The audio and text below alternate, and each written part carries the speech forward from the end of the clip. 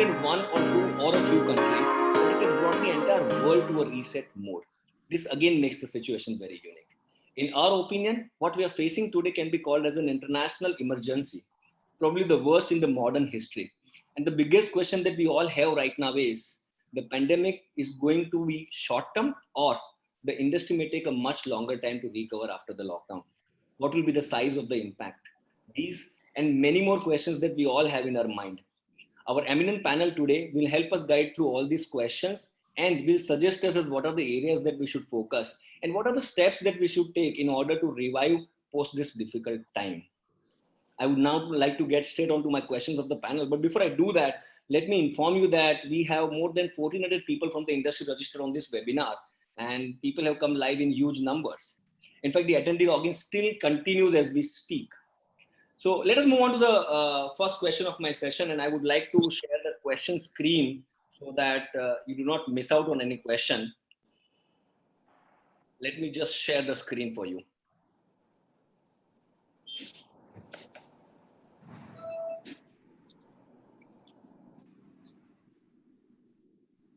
Okay, while the screen share comes, let me start with the question right for you. The first question I would like to ask pertaining to the polyester industry constraint, I would like to reach out to Mr. R.D. Udeshi for that.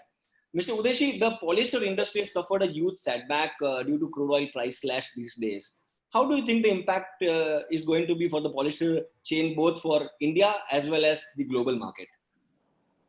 I think the way in which the things are going, so we are looking at based on the IMF 2020, the GDP is likely to contract in a big way, and it is going to be worse than what we saw in 2009, which was minus 0.1%. I think this is going to be the lowest in the 4th decade. So this is one issue. I think Indian economy, originally we were supposed to be growing at the rate of 6%, 7%. And the way in which we are now seeing the projection coming from the different part of the industry, they have been talking about minus growth of minus 2%, minus 3%. Nomura has said minus 2% of the GDP growth. So that is going to be the second issue. The Chinese economy, which is again contributing to the global growth, is likely to be in this time of the 2020, maybe below 1.5%. As per the WTO, the world merchandise trade volume is set to decline by almost 30% during this time. We have seen that April to June quarter, for all practical purpose, is washed out. Nothing has happened as far as the textile industry is concerned. We have seen most of the textile hubs, which are manufacturing and weaving, processing and garmenting activity, such as Surat, Ahmedabad, Ichalkaranji, Malegaon,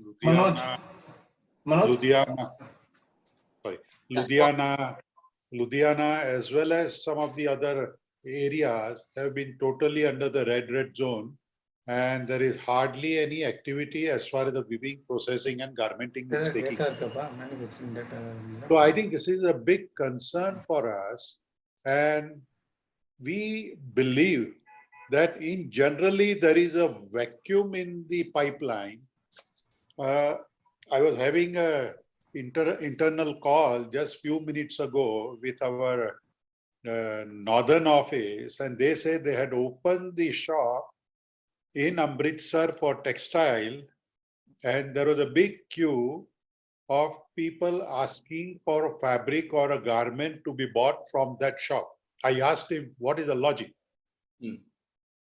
Interestingly, he told me that the wheat crop has been very good, and farmers are now having enough money to go into the shopping spree. So I think that is another issue.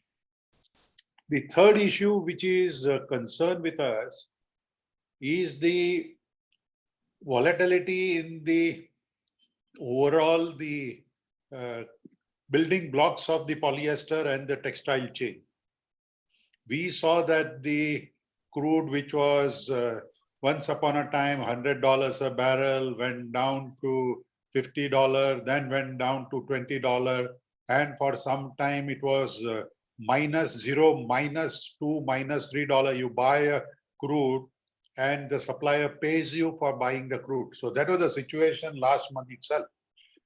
Today, we are also talking about crude floating between $25 to $30 a barrel. But this volatility, I think, which is one of the concern area, is a big threat to the industry. I think people are carrying a stock just prior to the lockdown which took place. And this stocks they are carrying, which is having a high value of the input cost. At that time, the crude was much higher rate. And then today's scenario, it has gone down. So there will be a big kind of a stock losses the industry will witness during the coming time. So I think this is a big concern for us. And today, based on our internal information, there are no weaving activity taking place in either of the weaving cells. There are no polyester manufacturing taking place. Most of the polyester units are either in Gujarat or they are in Silvassa.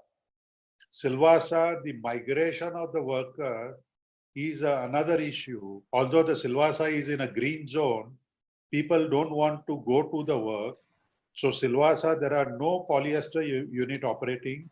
Number two, there are no texturizing activity taking place. Whatever little activity which is taking place is mainly for export purpose. So I think this is another concern. So hopefully beyond 18th, 19th, people will see end of the tunnel, some light and some activity would start. Because at the end of the day, we need to accept certain reality. Because one is lives are of course very critical and important for any country, but the economy cycle has to continue. So slowly, some activity would start taking place and this will help the industry, help the economy, and this will stop the migration of the worker, which is another critical part of it. If there are no workers available, industry wants to run the show also, they may not be able to run the show. So I think these are the area where we need to be a little more agile and be watchful what is happening. I think this is unlike polymer industry, which is mainly using the packaging as an item, or we are making PET, which is used for packaging item, or film, which are used for again packaging and other application. Those are running reasonably well and good demand for all those products. But textile side is a concern for all of us. So that's my way of thinking. Thank you. Right. Thank you, Mr. Thank you for giving us a complete overview of the question. I would now like to reach out to Mr. Sanjay Jain. Mr. Jain, like other sectors of textile, the ginning and spinning industry has also faced a big heat. Like recently, we've been reading the Cotton Textile Export Promotion Council has projected a 22% fall in textile exports, about 37% of drop in the cotton yarn shipment, and 73% of slide in the raw cotton for 1920 fiscal. So how long do you think this setback will affect the overall ginning and spinning industry in particular? And how do you think the losses can be minimized? Mr. Jain.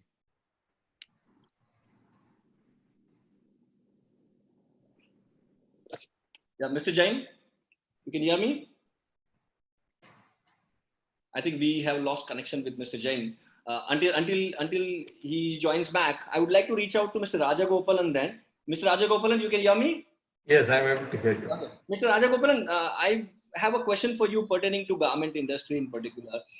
The garment industry has been the worst sufferers. Like, the brands and retailers are cancelling the orders, and the domestic market has also been shut down due to lockdown these days. What steps do you think the apparel manufacturers need to take in order to sustain themselves? First moment, I want to pray to God that all of us should come out of this as quickly as possible. Time has come for all of us to be together and do the hand holding. From the supplier side, all of us has to talk to each other and work out a strategy, because fortunately, domestically, none of the orders have been cancelled as far as our industry is concerned. But there has been on the side of demand, that is on the retail chain being closed, the inventory is not moving into the marketplace. So that way, that the real season for us is going to be the festival season. So that kind of adjustment will happen from all sides, from the industry point of view. But from the manufacturing point of view, whatever is the pipeline stock, that will get cleared over a period of next 2 months, and the festival order will get redone in a right way, so that how the demand picks up, simultaneously the production will also pick up. But from the manufacturer as well as from the receiver point of view, if you are a brand owner and you have placed an order with the manufacturer, we have to readjust our business plan based on the market demand. So that way, if it is a hand holding together, communication from both sides, rework of orders, and rationalize product matrix. Hello? Yeah, go on. And divide the product matrix into essential and non-essential. What are the products which you don't have to manufacture in the pipeline? What are the things which are in the pipeline has to be completed quickly, so that you are in a position to streamline your manufacturing operation, in turn also the demand side of the business, so that you can take the new inventory to the market as quickly as possible. And from both sides, both have to work together. And this is a time where everybody has to communicate with each other on a daily basis, and little bit of hand holding and transparent communication. What is there in the production? What is needed urgently? What is not needed urgently? That kind of replanning has to be done between the manufacturer and the brand owners. And there are certain pipeline entries which will go into the market when the retail space opens up. And once this goes to the market, there will be automatically the demand cycle which will get trickling. And in the process, manufacturing will also get corrected, because it's just 60 days of setback that can be adjusted over a period of next 3 to 4 months time when the festival peak season is in the offing. So that will take care of the setback that we have faced now in the last 60 days. So I don't foresee a big problem. We have to do more adjustment in terms of season which is coming in. So that will resolve a lot of our issues. Right. Okay. There seems to be some technical glitch. Yeah, Mr. Rajagopalan, you concluded your... Yes. Hello? Yeah, Mr. Rajagopalan, yeah. Yes. So it is a question of hand holding in the value chain, from the manufacturing to the brand owners, from brand owners to retailers, distributors, everything. All the value chain has to work together in one team to handhold and resolve each and every issue on a day-to-day basis, rather than waiting for the issue to come up. Okay. Right. Wonderful. Thank you so much. Like, I believe these are really some of the constructive solutions that you had suggested. Mr. Sanjay, now you're back. You can... Yeah, sorry, I got disconnected for a moment. Which is fine. We understand. Okay. Like other sectors, the textile, the ginning and spinning industry has faced a big hit. Like, I was just referring to an article of which says that Cotton Textile Export Promotion Council has recently projected a 22% fall in textile export, and likewise also 73% of slide in raw cotton for 1920 fiscal. So my question for you is that what will be the effect for the Indian ginning and spinning industry, and how you believe the losses can be managed, particularly for the ginning and spinning industry, sir? Yeah, thank you, Mr. Jigar, and thank you, Fiber and Fashion, for inviting me for this important panel discussion. Well, first of all, if you look at ginning, it's in very bad shape, primarily because of the total crash in prices because of no demand. We all know international cotton prices came down from 70 cents a pound on the international cotton exchange to almost as low as 50 cents, and now they've recovered to about 55, 56 cents. We're still about 20% below. Similarly, Indian cotton has also crashed from a level of 40,000 to about 33,000 levels, you could say. So we are again 15, 16% down. And most people, whether you are a spinning or a ginner, were holding stock. Even the farmers were holding stock. Even CCI, Cotton Corporation of India, is holding stock. So you can imagine in a commodity type item, if you're wiped out by about 15% on your holding, what sort of losses you're looking from day one. And these are immediate day one losses. And the profits that you were making by operating for at least 2 months, you could say on the average, we have lost total. We have started operating a bit for the last 10-15 days, but the way production is happening is you can see a clear 2 months fall. 2-month production impact means about 16 to 17% of total production fall. So things are bad because everyone was holding cotton stock, which is typical for 2 to 3 months. But as you very rightly said and very interestingly said, and it was also Mr. Udeshi also added on, that first time you're having not only a demand disruption, you're having a supply disruption. So the demand disruption has already been felt by the suppliers, but the supply disruption is going to be felt once we start opening up. And Mr. Udeshi was giving an example of one shop in Amritsar. Because TT brand is also in the total value chain, and we sell mainly in the rural and semi-urban areas, you can't imagine the sort of demand we are seeing. It's at an unprecedented high. We are already short of goods. The problem is transportation is very bad. Courier companies are charging twice the amount, thrice the amount, and we don't know when the goods are going to reach. So everyone is in panic to buy, and whoever is buying is also giving money. It means that at the back end, the cycle has also started, because obviously no one had money when the lockdown started. So the circle has started, the velocity has started. That's one point. So definitely ginning and spinning are going to make huge losses. How they can make up these losses is a big question mark.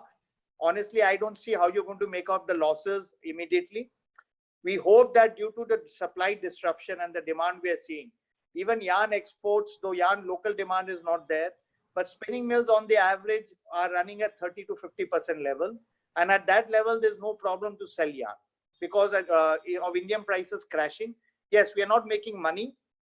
Some are losing, some are at par, depending on your price of raw material, but we are able to move the goods. So factories are able to rotate. So going forward, I see yarn prices picking up again as domestic demand comes, because we should not forget that still 75% of the yarn is sold domestically in India. Only 20 to 25 goes abroad. And considering the condition where no one has anything, especially if you look not only at cotton yarn, if you look at polyester yarn, now winter productions were supposed to start, and Ludhiana, which is a very big hub both for yarn and fabric, has been also totally stalled. So it's a big question mark of how much shortage we're going to see in winter time, which primarily uses polyester and polyester blends. We use less of cotton for winter.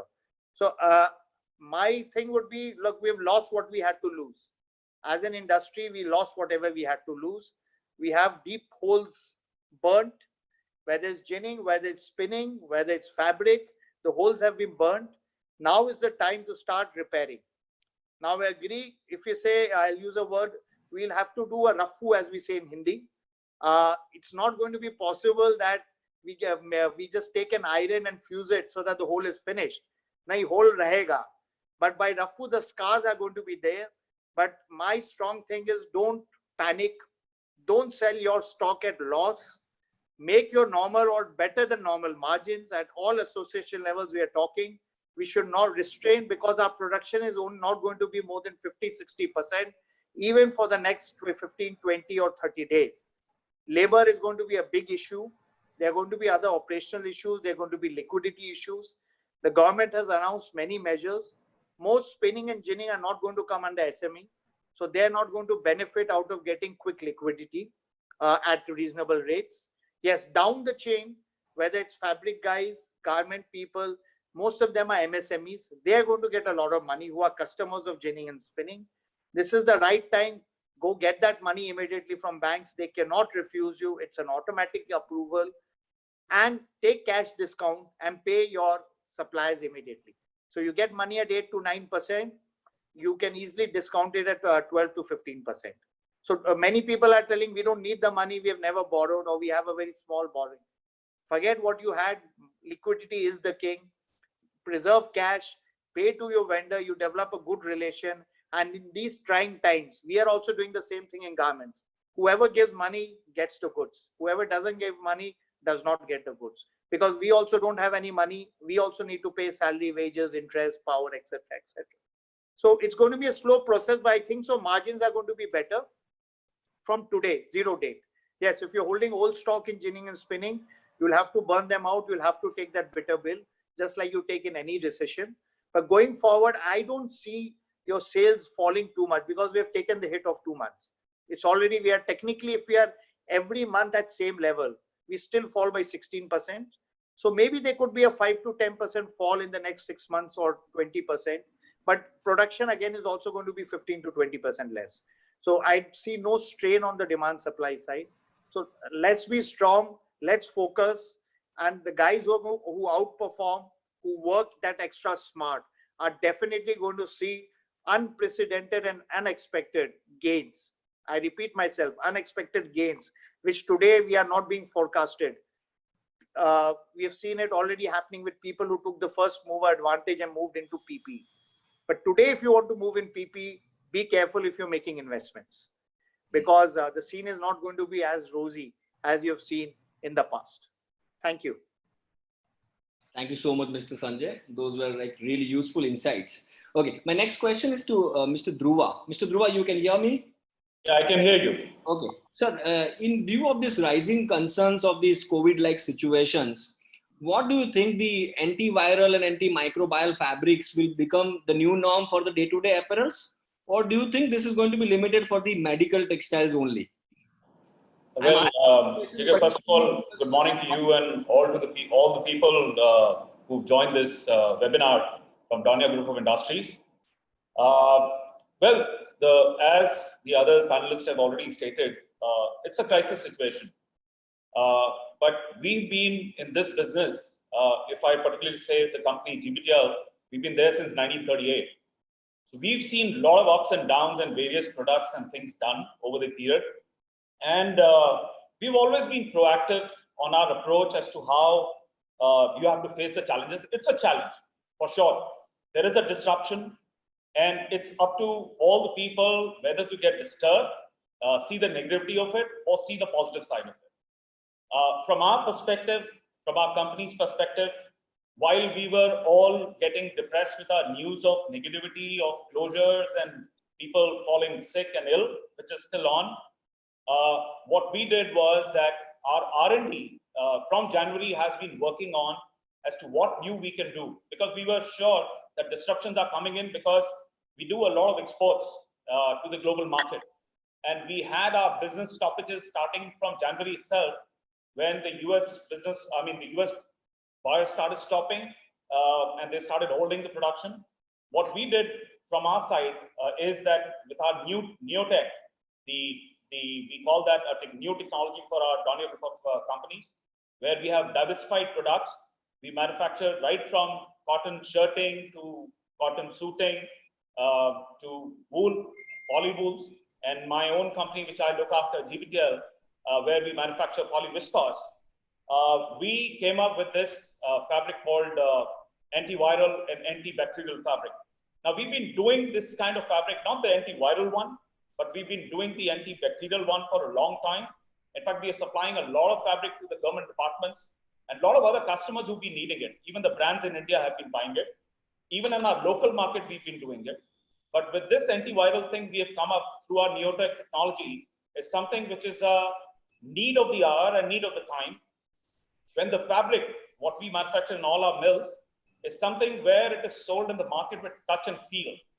And when you are restricting everybody that you can't touch anything, if you touch, you're going to be contaminated or you will have the virus, is something, this kind of an antiviral would be a game changer. That's what we feel.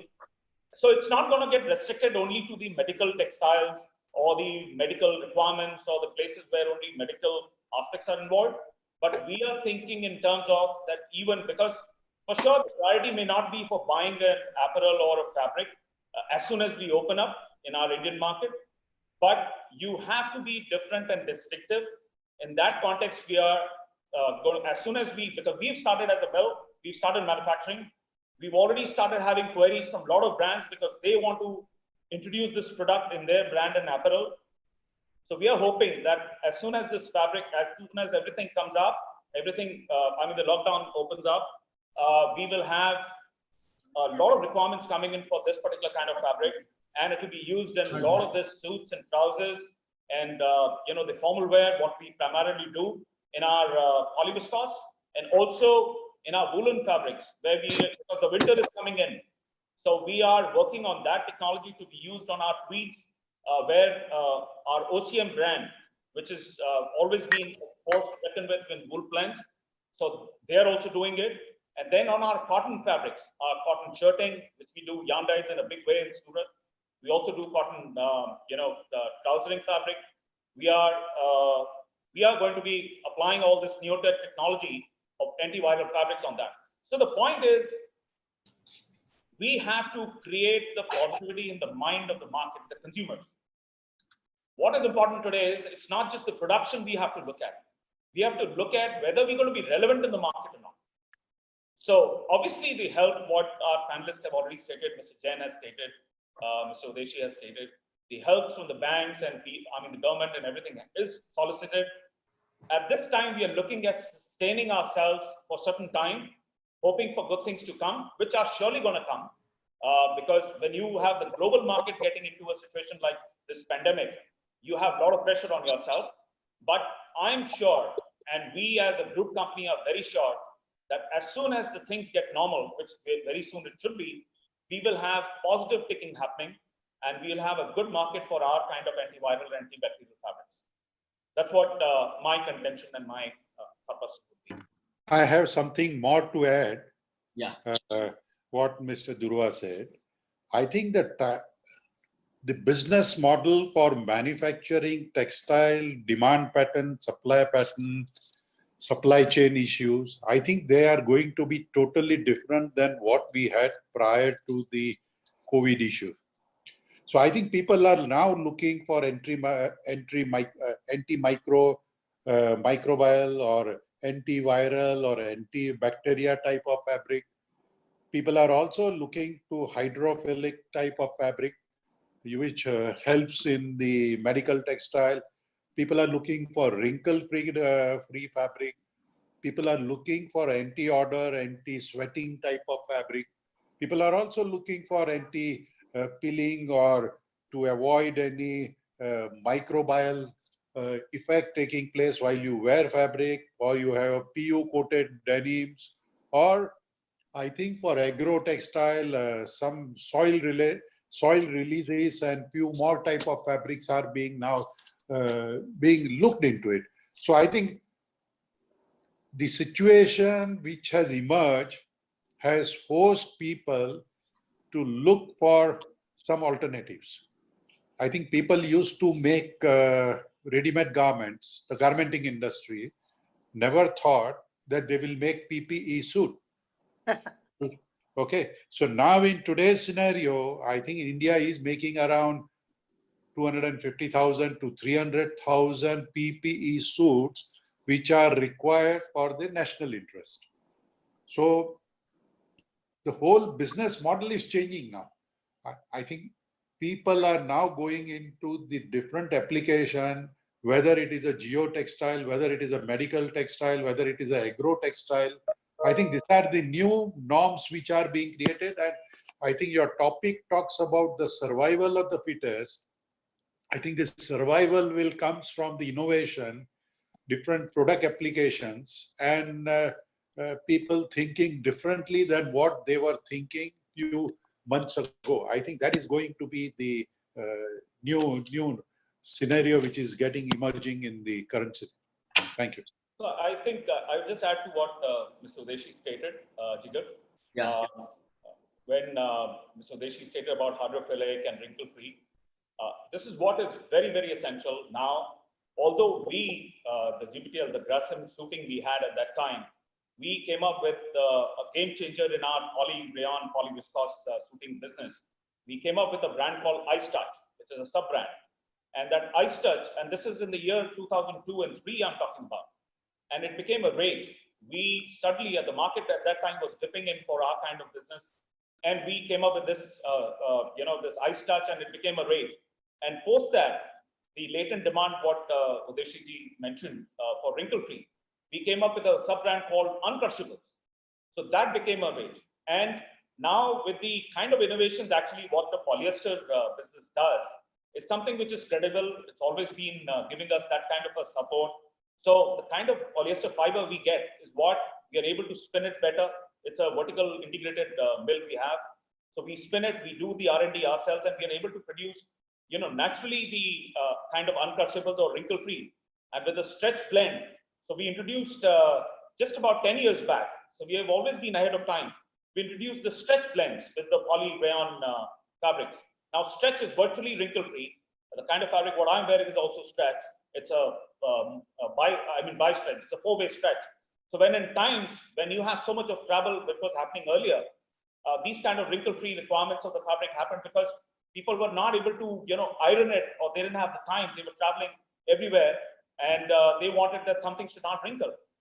So anything which is innovative, anything which is coming out with the value proposition to the buyer, something which the consumer wants to go and spend money, not the normal ones, because normal money is not going to come. People are going to be scared for some months to come, where they're not going to be making garments and apparels to be a priority.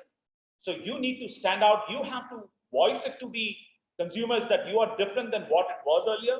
It's not the normal routine. It's something different. It's more value. You should have it. And that's where the antimicrobial, hydrophilic finishes, wrinkle-free, the antivirus fabrics, all this will become very, very essential for, the textile, the apparel, or the fabric producers to introduce. Thank you, Mr. Dhruva. Of course, we would like to have a little more insights about this Grado technology. And we also believe that there is a rise in consciousness regarding cleanliness of what one wears. And this is going to result in the growth of antimicrobial market in textiles, and rightly endorsed by Mr. Udeshi also. And Grado has already initiated this with the Neotech technology. Okay, so we have Mr. VK Singh with us, who is the Additional Secretary, Ministry of Textiles, Government of India. Mr. Singh, thank you so much for joining us, sir. You need to unmute your voice, sir. Yeah, thank you. Welcome, sir. Sir, I have a question for you. Like Mr. Udeshi ji has also raised a concern on the migrant workers, the labor shortage issue. So these days, the migrant workers are increasingly passing over to the respective states, with government is also making various provisions for them. How do you think the industry will be able to manage the labor shortage once it reopens completely, sir? That's going to be a challenge, definitely. But what I feel, it all depends that how we carry through this pandemic. If things are not that bad, which we expect, then after a couple of months, things will normalize and people may return also. At least a significant part of the migrant labor will definitely come. But as I heard, the innovation is the key. Things will definitely have to change. I think if not, you may not have the same number always available. So you will have to do little more than past to attract them and retain them. So industry will have to be little accommodative, and things will, I think this is a short period. Nobody knows that how it will turn ultimately, but definitely there is a way out and things will settle down in new scenario also. Right. Okay. Thank you, Mr. Singh. Okay. I would like to move on again to Mr. Udeshi now. One more question on polyester market, sir. The polyester market, as we all know, has been dominated by India and China globally. And now with China facing the red face from the West, how do you think India can take the advantage? And can India lead the world polyester market production in the coming decades, sir? I fully agree with you. But the only thing is, we are number 2 as far as the polyester industry is concerned, next to China. But the gap between 1 and 2 is too wide. Today, China produces roughly 50 million tons of polyester, and in India, we are still struggling to manufacture 6 to 7 million tons of man-made fiber. So we need to catch up with that. I have been telling in most of my discussion that if India is looking for increasing the textile from existing $140 billion to $350 billion, the fibers required to meet the textile requirement today for $140 billion, we need around 10 to 11 million tons of all fiber, which consists of around 5 million tons of cotton, roughly 5 to 6 million ton, and 5 to 6 million ton of synthetic. Now, to reach the $350 billion, you will need another 15 to 18 million tons of all fiber. I do not expect cotton production to go beyond what it is today, maybe up to 6 to 7 million ton.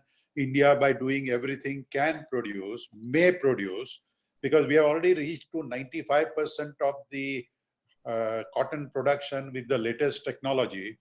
And what we have is around 600 kg or 650 kg of yield what we are getting. I think the production of the cotton will remain within the limitation of 6 million ton. So rest of the fiber will have to come from synthetic. And within synthetic, of course, the polyester plays a prominent role. In this situation, I think the India needs to invest in entire value chain of polyester and textile. So I'm talking about up to polyester. So you take into account the paraxylene, or whether you take into account the PTA or monoethylene glycol or fiber or filament, roughly 14 to 15 billion dollar of investment will be required to meet the demand of the textile industry. Now, your question is, with this, all this thing happening, whether this is an opportunity for India. There are two views on it. One view is that people have very short memory, and end of the day, people think on the economics and emotions are kept aside. So people talk about Chinese virus, and I have been talking to some of our customers, and I used to tell them that why are you importing now filament fiber from China? China has exported virus and you are importing fiber and filament. Then they come out with the answer that end of the day, economic plays more important role than the rest of the thing. So, of course, there will be some impact which will be seen from the Western world, where they will reduce their dependence on China to the extent possible. I think we in India also are realizing that our over-dependence on China, whether it is on dyestuff or whether it is on medical intermediate products or so, or pharmaceutical, I think the ministry has realized that our over-dependence on China is detrimental to the national interest. Anytime if they stop supplying some of the intermediates, then the whole chain comes to standstill. So this is a big concern for us. But keeping all this thing in mind, I think US, Western Europe, and some of the countries are looking for now much higher alternative than sourcing product from China. To what extent we can capture the reduction of the Chinese export into Indian export is a big issue. If this is captured by Vietnam or Bangladesh or Sri Lanka, then we will lose out on the whole value chain. So we need to be a little proactive, and existing textile exports, which is getting restricted to only $33–34 billion, and the target is to reach to $100 billion. I think we have to think beyond what we are doing today in our routine way. So we need to be having more fashion fabric. We need to have little more processing capability to meet to the global requirement, which is lacking today. And thirdly, on the garmenting side, I think we need to look to the much larger cluster of the garmenting, where the large production takes place as an assembly line and not as a stitching unit. So I think these are the things we need to look into it. Over. Thank you so much, sir. Okay, we have Mr. Kataria, Mr. Prem Kumar Kataria, ex-Special Secretary, Ministry of Textiles, is with us. Welcome, sir. Good afternoon. Good afternoon. Yeah, I just joined. Yeah, there was some technical issue. Right. No, we would like to come to you with some questions, but before that, I would like to first hear what are the issues and concerns which have been raised by all the members and participants who are there in the webinar. Absolutely. We would want you to settle down first. Yes. And I'll reach with you with a few questions in some time. Okay. Now, let me reach out to Mr. Rajagopalan. Sir, you can hear me, Mr. Rajagopalan? Yes, I am able to hear you. Okay, sir, this is concerning to the PPE, like, Mr. Udeshi ji has also mentioned, Sanjay ji has also mentioned, these days PPE products, including this mask, gloves, etc., are in high demand. And the availability of these products across the globe is pretty low. So what do you think? Can PPE manufacturing on a large scale prove to be an alternative for the apparel manufacturers, especially in the tough times like this? So I see the PPE as a new business, not an alternate business for the existing business. Because we should not give up our core strength, because this PPE is export driven and the pandemic has to reduce, because there will be glut of manufacturers and you will not get the price that you are looking for, because these are all low value, high volume items. So it will not contribute majorly to the existing garment industry, but at the same time, it can be seen as a new opportunity for the existing garment units. But garment units cannot give up totally to PPE. So these are all specialized products. So India is a consuming market. So we should not give up our core strength, what we are currently doing for the manufacturing sector. We should continue to do our existing business in a more organized way post-pandemic, because the demand cycle has to improve, and it will improve because India is a consuming market. These are all specialized products, so it has to be left to the specialist who can do and fetch prices for that. It can't be for all the garment unit to go for PPE. Then you will not be able to get the value that you are looking for, because your labor cost will go up. Your volume will also be a constraint.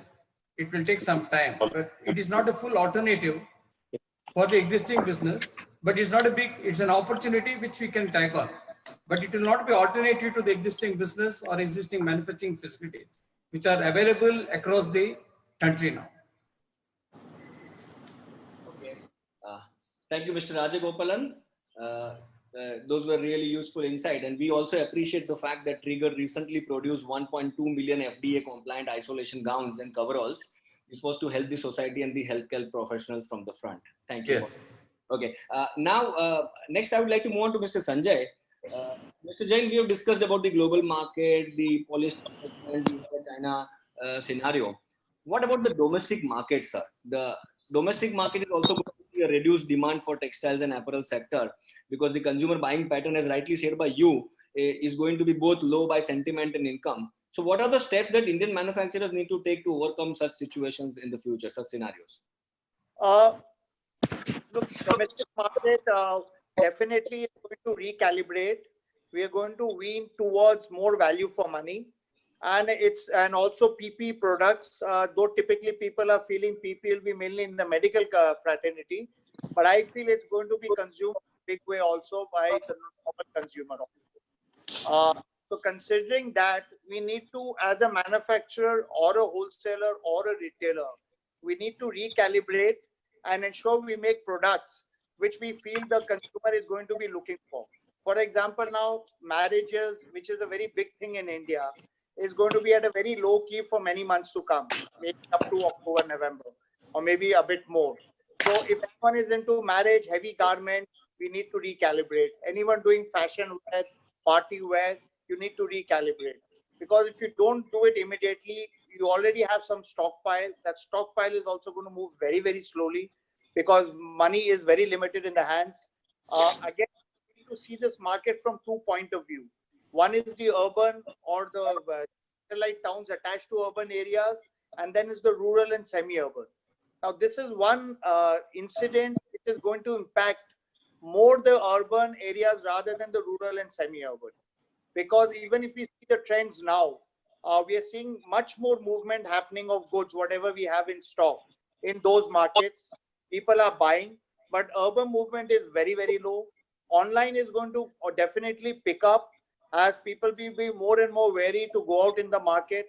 So if in your own scheme of things, you have to ensure that you are also on the online platform. If you're a brand, or if you're a wholesaler or retailer, you need to see how you give better without touch service to your consumers. In the sense, can you get WhatsApp orders, keep the goods packed, as soon as the retailer comes, you hand him over, or you send it to his retail shop, etc., etc. The touch points have to reduce.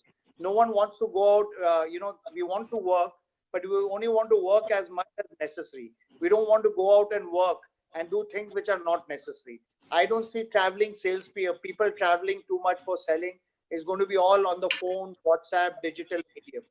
So all this needs to be taken into consideration by the whole industry. I don't, consumption would fall 25 to 30% in domestic. That's my, but we have already taken a hit. Part of the hit has already gone and it's behind us. So it's not that in the next 10 months, we're going to see a 30% fall. Part of that fall has already happened. So we could see for 1 or 2 months, there'll be no fall from our last year's figures because we are catching up for the 40 days of lockdown. Then we're going to see a dip, and especially around the festive season, marriage season, there's going to be an issue. However, one good thing which has happened yesterday is the amount of liquidity which has been injected or promised to be injected by the government into the system, into retailers, wholesalers, into the whole chain is going to make a big difference, because when you have money, then you definitely go out and buy it. So money is always going to rotate. And we all know 1 crore paid in the morning by evening today becomes 5 crore because of the speed of velocity of money. Because as soon as you see SMS coming in your flash on your phone, you're immediately making a payment to someone else and so on. Earlier in a high value check system, it would take 5 days to make 1 crore to 5 crore into the system. So digitalization, whoever was not online has run helter-skelter to get himself online, so he can get payment and he can make payment. There's going to be a huge, the velocity of money is going to be huge. And if we can inject liquidity at the right points, as Mr. Udeshi said, the wheat crop has been good. So farmers have got good money. The monsoon projections till now are, they're going to be a normal monsoons for whatever I have read. So we're going to see a lot of the normal money in the rural economy is not going to be very bad.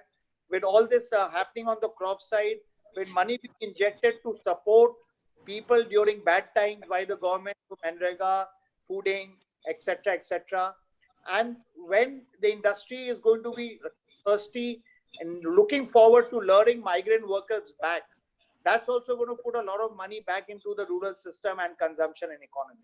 So I don't see a big problem into consumption apart from a few hiccups, but we really need to align our product portfolio properly and make sure the right liquidity goes into the market at the right time, which the government is working.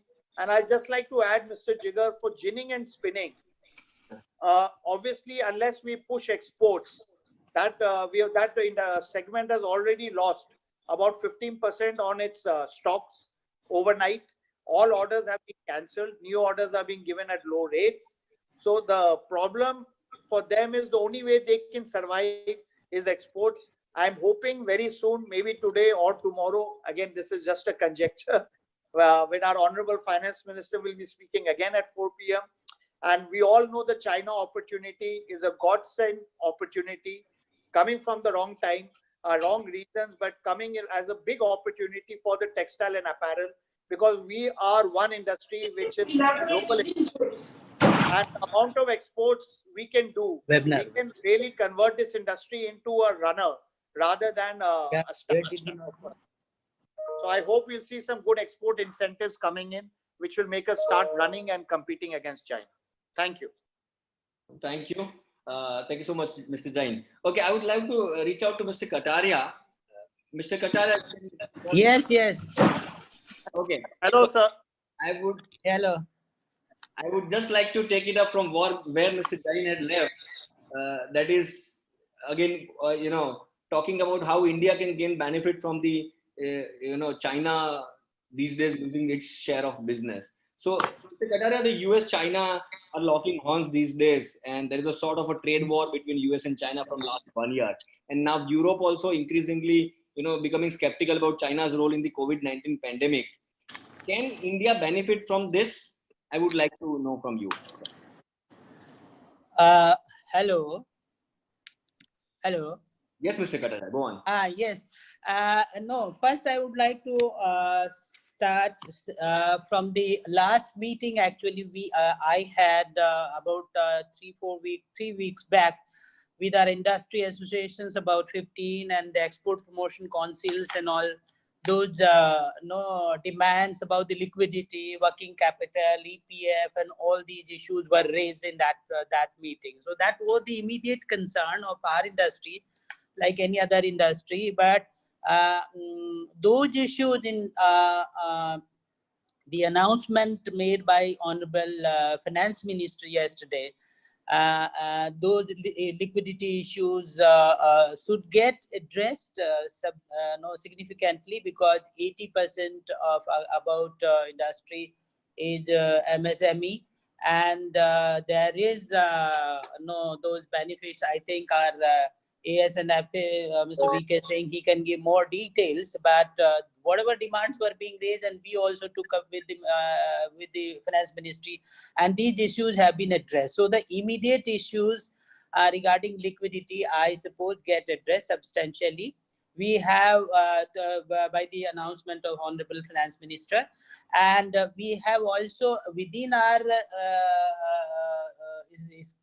ministry, we have also speeded up the finalization of claims wherever claims are pending, including TUF. We have introduced this scheme of bank guarantees, and we are within next week, 1 week's time, we are going to achieve a lot of progress under by releasing whatever claims are there. We have told them to release immediately 80% without processing against bank guarantees. So this is about the immediate issue of the liquidity. But the major issue is that how do we recover? How do we, what is our plan for medium and long term? That was the issue in the last meeting also we had discussed. And I find it that as your topic for this discussion suggests survival of the fittest. So what is important in this is that we need to make sure that one is that we are competitive, because in survival there is a competition. So we have to be competitive, and we have to be very, very innovative. Like in the PP experiment, last 2 months, we are able to produce, and which was mentioned by Honorable Prime Minister in his address also, that in a very short time of 2 months, we are able to produce large number of PPs and masks, and we are able to manufacture them in India. Now, the thing is that how do we become globally competitive? And how do we innovate? This is done by the industry themselves, with the ministry's active participation and support at different level. We are able to achieve that kind of something which appeared very, very difficult in the beginning. I remember initial 1 week or 10 days were very, very difficult. So, but we could achieve this. Now, in the same manner, what we need to do probably is that, of course, we need to we need to understand the demand pattern very closely. What is the demand? What is the demand, global demand, domestic demand? And accordingly we produce. We can't say that we are producing this thing and we will go on producing that. We need to, what should I say, reorient our manufacturing capacities and capabilities according to the current demand and the forecasted demand patterns of the domestic and the global industry, and accordingly produce, so that we in the immediate future we are able to survive, we are able to generate enough orders to survive. So that is one major and very important critical analysis each industry has to do. And then, of course, this thing about the self-reliant, what Honorable Prime Minister also mentioned, we need to scale up our capacities. When we scale up our capacity, because at present we have serious structural issues with our industry, and the government already has taken several steps in last few months to try to address those structural issues. So once we address these structural issues, and try to scale up, try to open up the other sector like MMF and technical textile, we are going to achieve significant growth. So that is an area we probably in immediate and long run we need to develop strategies to invest in those areas, to make the investment in those areas much more attractive than what we are today. And government also, I had several round of discussions with the industry about creating a fund to support. Let us see what happens. So I think this is the approach we need to have. We need to cut down cost. We need to be competitive. We need to be innovative, and then we need to focus in on the demands, which whether there's a complete reorientation of the manufacturing capacities and capabilities to synergize with the demand patterns. And of course, structural issues, government is taking up those structural issues, and we hope that these are addressed as early as possible. Thank you, sir. Thank so what we heard loud and clear from you is that we need to relook at our ecosystem if we really need to take Yes. this system. Okay. I would like to move on now to Mr. Dhruva. Mr. Dhruva, you can hear me, sir? Yeah.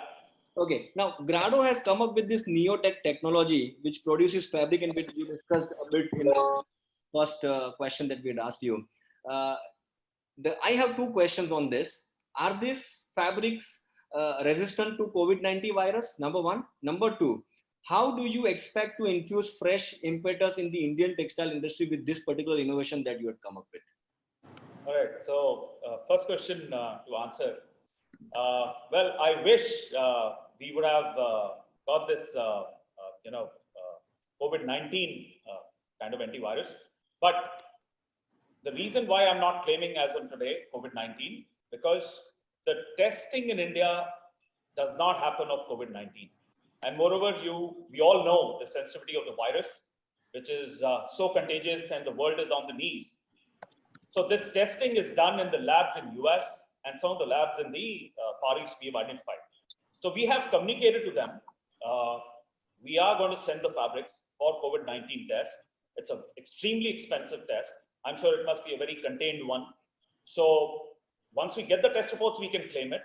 But as of now, I must say that the testing what we have done on antivirus is the MS2 bacteriophage, which is basically a non-envelope virus.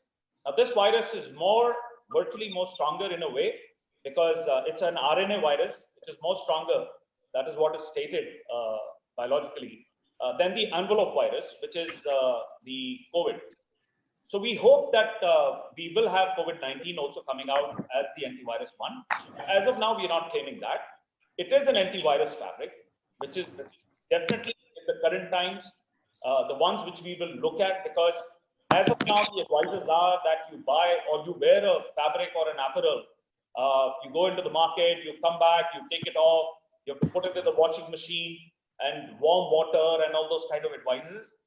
This for sure is going to help, because the virus, what we have tested in the labs in India, the virus gets killed in 2 hours. 99.98% of the virus, which is left, the MS2 bacteriophage, gets killed in 2 hours. Now that's a good sign. That's something is better than it didn't have that kind of a finish until now in the industry. So that is kind of answering you on the COVID-19 part. As of now, we are not claiming COVID-19, but definitely we are claiming antivirus fabric. So it has been tested. Once we get the test reports from the global lab, where we are already in touch, once we have it tested, we will probably claim that as well. And for sure, it's going to be good. Coming to the second part of infusion, like I stated in my initial statement, industry needs positive impetus. And Mr. Deshi and Mr. Rajgopalan, Mr. Jain, everybody has spoken on that. Today, anything new you do, you make yourself relevant in the market. That is very essential. So innovation helps you. Industry comes out with new products which are more relevant for the consumers to come and spend, becomes essential. And that is how it is going to help the industry to come to terms, come to the levels where positivity will come in. The other thing, touching upon what Mr. Jain said, because people are going to be fearful of buying, the consumers are going to be home or they're not going to buy at the retail, especially in the urban areas. I would say the new norm would be that the hygiene and sanitization in the stores, to selling the fabrics like what we have innovated, the antivirus fabric, the Neotech, is something which is going to help and infuse new freshness to the industry. And we hope for good things to happen. And with the kind of queries, even when people are locked down, my buyers are already inquiring about it, and they have a thumbs up on this. Right from my domestic market, which is the OTC over-the-counter market, where we sell to close to about 10,000 retailers and close to about 500 dealers, wholesalers in one part of the company, and the other companies as well of ours, OCM and the Donia. So we have a lot of positivity coming around for this kind of a fabric. I'm sure we'll have good things happening. The brands are also very interested. In fact, global brands have started inquiring, because as soon as this thing happened in January, when it started coming out, and orders on hold. So a lot of inventory piled up. All these were all these were supposed to be shipped to Vietnam, Bangladesh, where the factory shutdowns happened. And they have started inquiring that the fabrics which we had, I mean, they had held up, can we process this with this kind of a, finish? And that's something positive. That is what they're looking at. So once we've already started, once the factory start, we'll have these things happening good. So that's the part of the positive infusion we feel will happen to the industry. Thank you so much, sir. Okay, I would like to reach out to Mr. Singh now. Mr. VK Singh, you need to unmute your audio, sir. Yeah. Mr. Singh, the question for you is, the overall impact on the textile and apparel industry due to this pandemic is very huge, as we all know. So are there any thoughts within the ministry and the trade association to come together and work cohesively so that the losses can be minimized?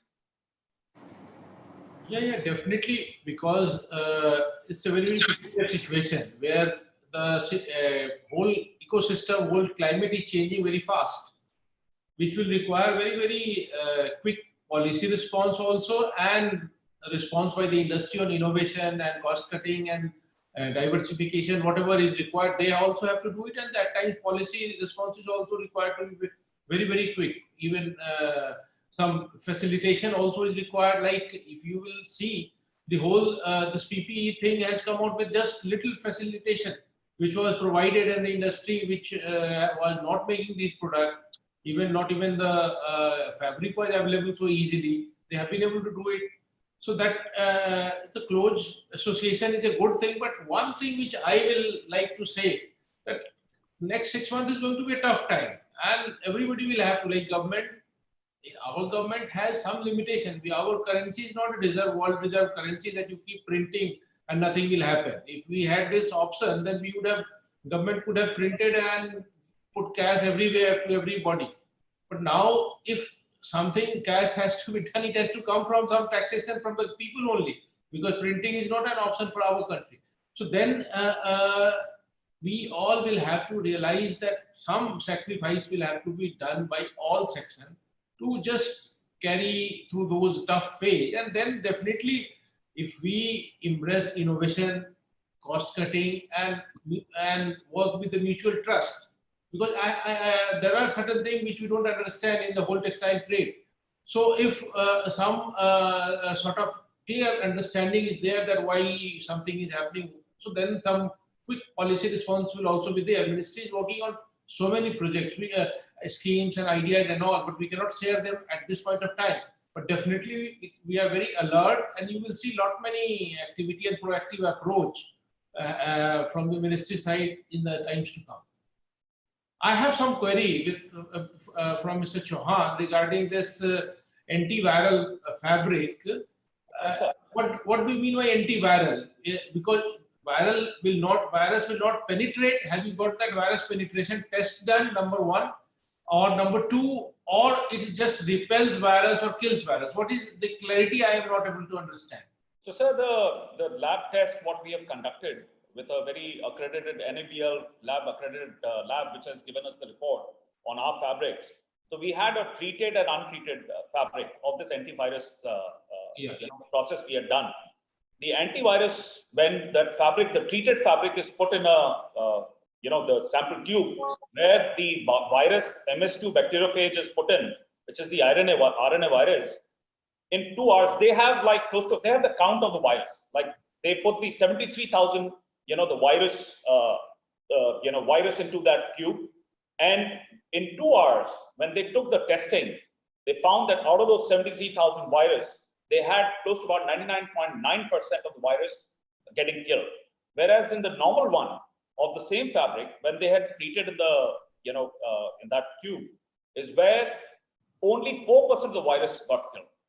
So the virus which comes on the fabric surface, how soon? Because in general, you are aware, sir, that on the various surfaces, the virus remains alive.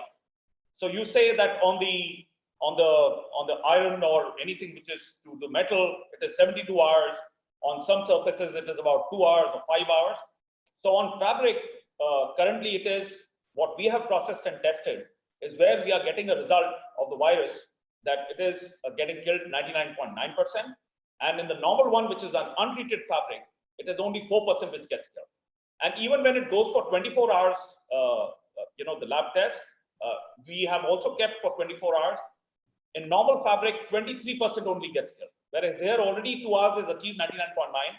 So that is what approximately achieves in 24 hours. IIT Delhi has also come with something like this, antimicrobial thing. So are you in touch with them or yours is an independent innovation? So we have our own R&D center where obviously we buy a lot of chemicals from a lot of suppliers globally and in India. So this is something our own team, which had developed in January itself.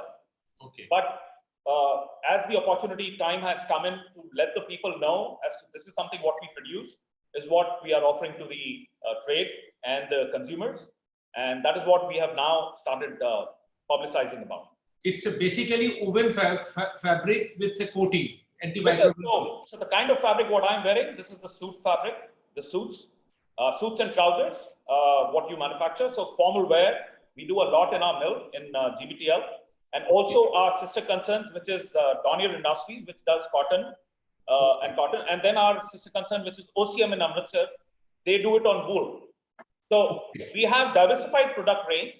All three. We have applied in all, and that is how we are coming to the point of stating to the people that the antivirus fabric is ready, and the Dhruva Group of Industries is going to come out. Yeah, that's the way to go. I would like to interrupt on this because we would be running short of time with the webinar duration, and audience is speaking in with a lot of questions. So would you mind, with your permission, I would like to take up a few audience questions now, which I'd like to put up to the panelists one by one.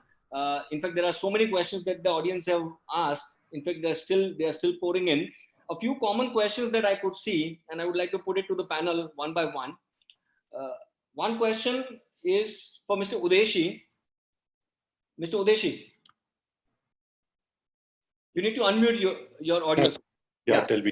A question for you from the audience is, with the ongoing crisis, do you think the global man-made fiber market will experience a disruptive innovation for 2021? Absolutely right. I think my recommendation to the Ministry of Textile is to have some hand-holding required by the industry. We have seen, I think there is an imbalance in China where upstream is being produced with the full capacity, downstream is still struggling to operate. So they have so much of surplus of upstream, and the industry needs to survive for onslaught coming from the Chinese or the neighboring countries. So this is some kind of a hand-holding required from the government angle, where there is going to be a demand contraction here in India.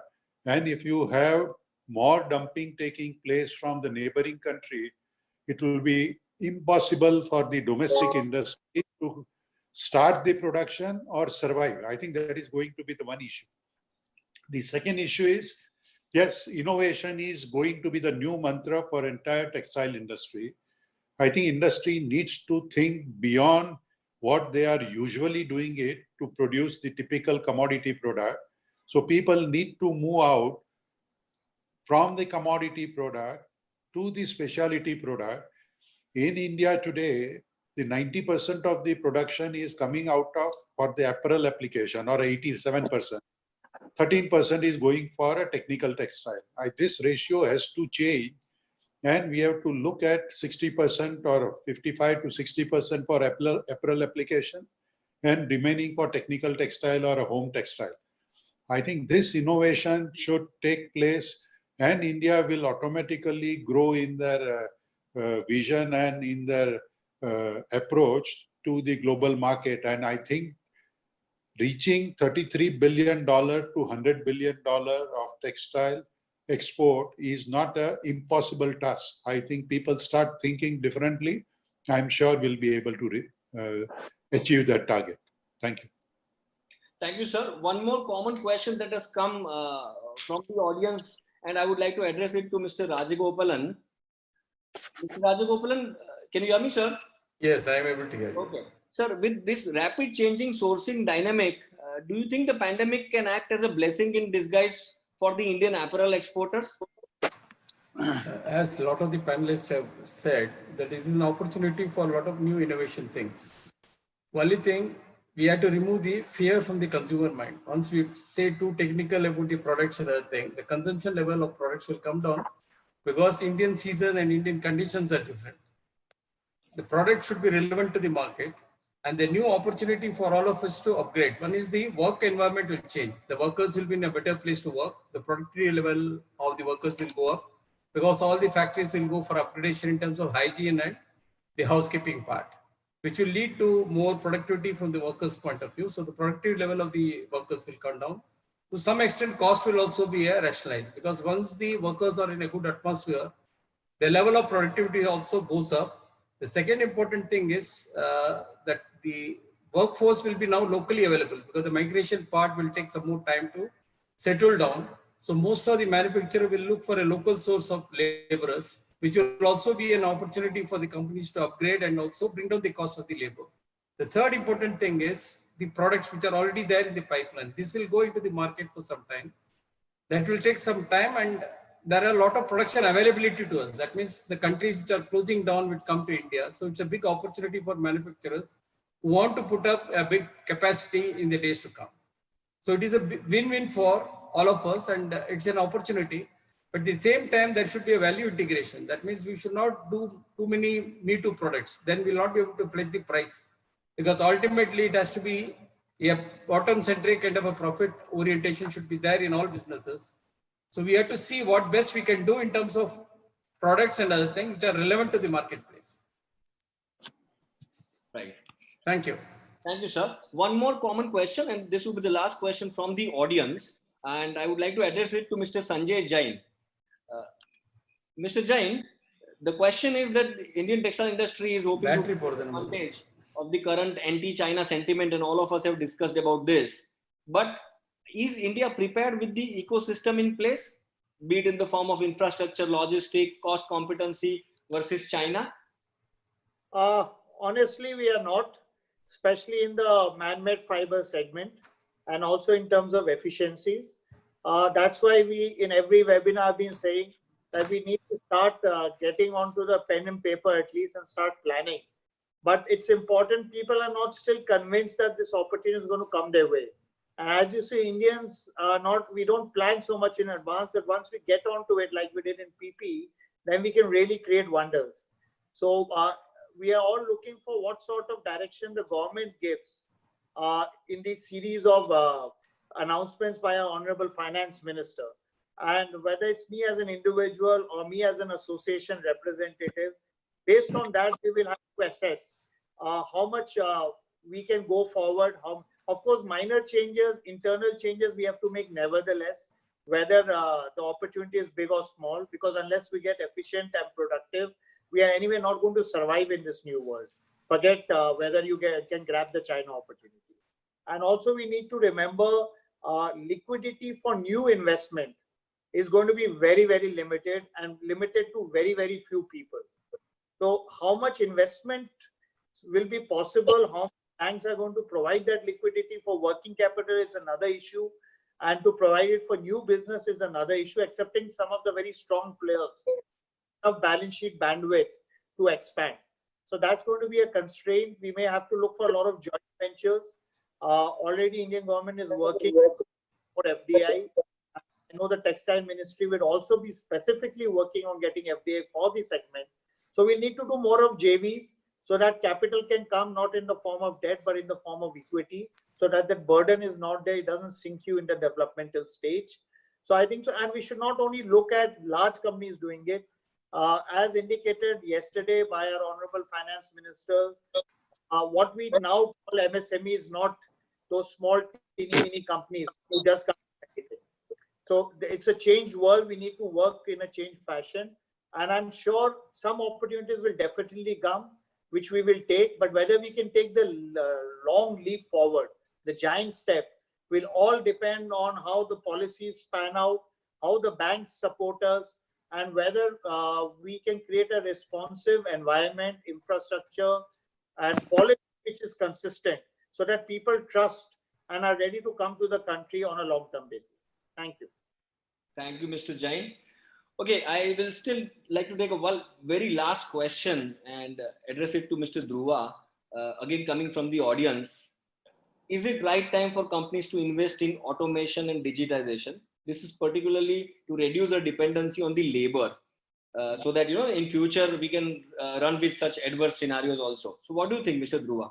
See, technology per se in textiles has always been dynamic, and it's always been changing. I mean, we've been one of those oldest, countries manufacturing textiles, and we've had so much of Manchesters here made up in this country. And over the period of time, the way technology has come up, it's changed. So automation is a constant, I would say it's always going to be constant, and it has to keep changing, because when you're doing that, you're not just looking at the Indian diaspora or just the Indian consumers in the market. You're looking at the global part of it. And moreover, as a country where the global, the manufacturers or the business people are looking at this country to be invested in, you have to be technologically upgraded. So automation is for sure a constant change. It will keep happening, and it is a must. It should not stop, and it cannot stop either, right? Coming to the second point, what was the second point, Jigar? Can you just come on? Digitization. Yeah. So the digitization part of it, again, we are talking about technology again. So in the current times, like everybody suggested, and the panelists also here suggested, it's all a time when the travels will not happen. Travels will be very restricted. Travels will be happening with a lot of hurdles, everything. How do you reach out to your customers, consumers, and your market people? So digitization for sure becomes again an important area, where it will be a must. Those who hop onto this wagon and understand will be the ones who will be successful. So they'll be more relevant with the times, and it's a must. Just adding one more point, because there was a lot of discussion on this China opportunity and thing coming in. The news is that our respected Prime Minister has already identified 10 industries, handpicked them, and textile is one of them. Those 10, out of those 10, one is textiles.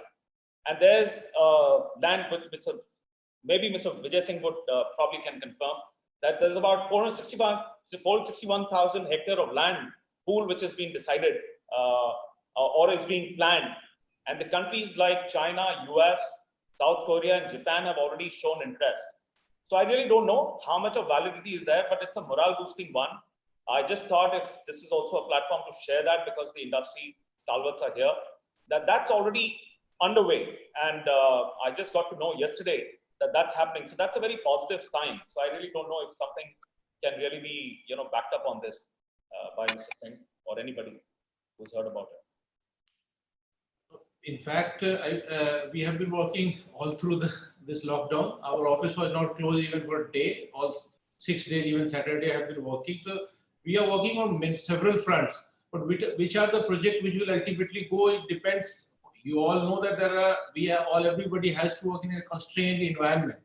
So industry has a major responsibility to somehow participate, chip in, and show the enthusiasm.